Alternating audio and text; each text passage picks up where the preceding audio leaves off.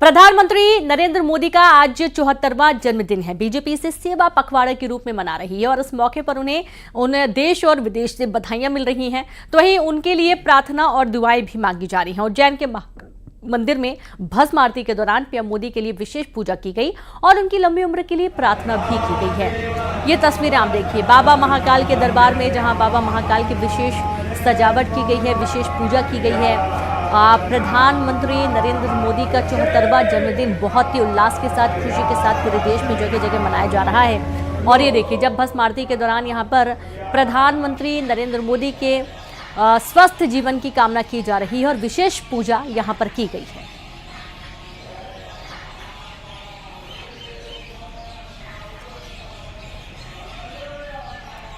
तो प्रधानमंत्री को चारों तरफ से बधाइयां संदेश दी जा रही हैं। जहां देश से तो बधाई संदेश मिल ही रहे हैं, विदेशों से भी सोशल मीडिया के माध्यम से भी प्रधानमंत्री को बधाई संदेश मिल रहे हैं।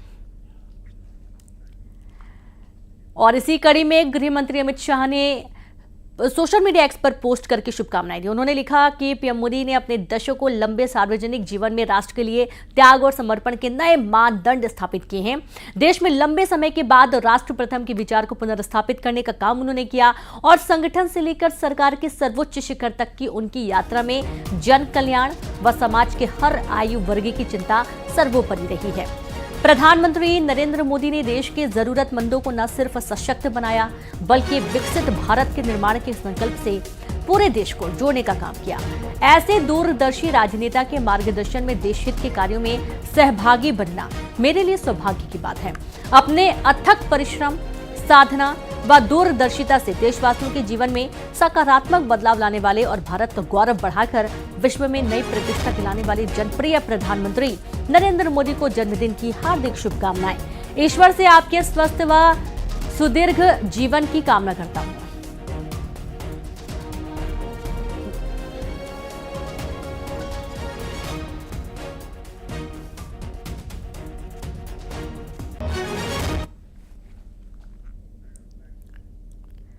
न्यूज 18 के चौपाल कार्यक्रम में केंद्रीय मंत्री ज्योतिरादित्य सिंधिया पहुंचे, जहां उन्होंने कहा कि पीएम के नेतृत्व में डिजिटल इंडिया बना। सिंधिया ने कहा कि बीएसएनएल 4G के 1 लाख टावर लगाए गए। इंपॉर्टेंट क्वेश्चन कि आपके पास एक बहुत महत्वपूर्ण मिनिस्ट्री है। एमटीएनएल और बीएसएनएल के रिवाइवल के लिए एक बड़ा करार भी हुआ है। क्या आपको लगता है कि एमटीएनएल और बीएसएनएल अपनी पुरानी साख को हासिल कर पाएंगे?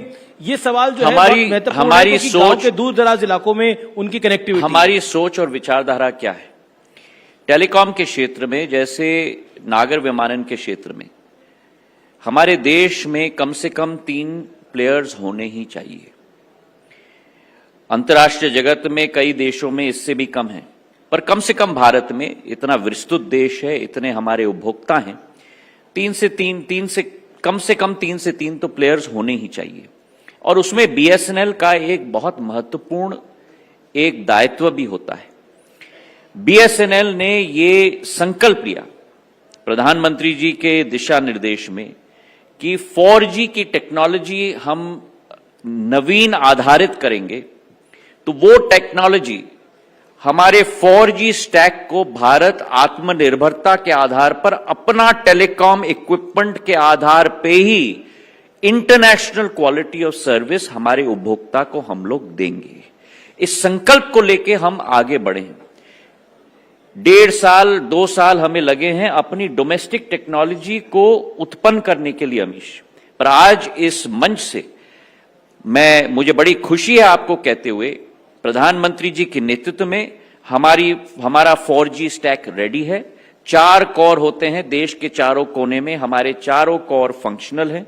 हमारा संकल्प है कि अगले साल के मध्य तक बीएसएनएल 1 लाख टावर 4G के लगाकर हमारे उपभोक्ताओं के लिए तैयार हो जाएगा, न्यू क्वालिटी और सर्विस के साथ। जी। और इसी के साथ इस बुलेटिन में इतना ही। नमस्कार।